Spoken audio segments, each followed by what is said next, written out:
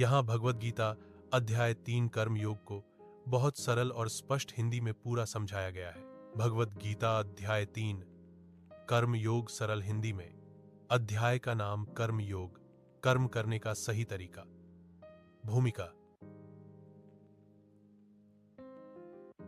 अर्जुन श्री कृष्ण से पूछता है, हे कृष्ण, यदि ज्ञान सबसे श्रेष्ठ है तो फिर आप मुझे युद्ध जैसे कर्म में क्यों लगा रहे हैं?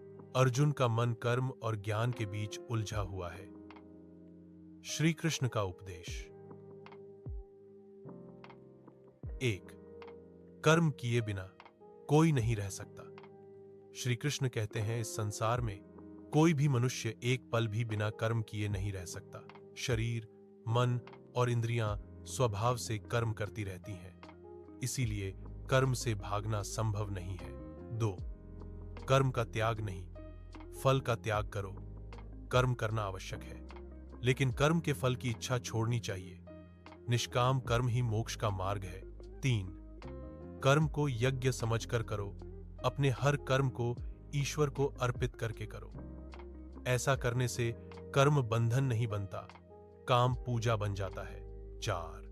कर्तव्य पालन ही सच्चा धर्म है। समाज को चलाने के लिए हर व्यक्ति को अपना कर्तव्य निभाना चाहिए। राजा हो या सामान्य व्यक्ति, कर्तव्य सभी का है। 5. श्रेष्ठ व्यक्ति जैसा करता है, लोग वैसा ही सीखते हैं। समाज के बड़े और जिम्मेदार लोग उदाहरण बनते हैं, इसीलिए अच्छे लोगों को सही कर्म करना चाहिए। 6. काम और क्रोध सबसे बड़े शत्रु हैं। इच्छा से क्रोध पैदा होता है, क्रोध से विवेक नष्ट होता है।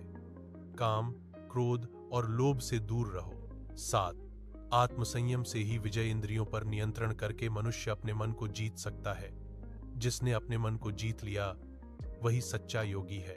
इस अध्याय का सार, कर्म से भागना नहीं चाहिए, फल की इच्छा छोड़कर कर्म करना चाहिए। कर्तव्य ही धर्म है। आत्मसंयम से जीवन सफल होता है।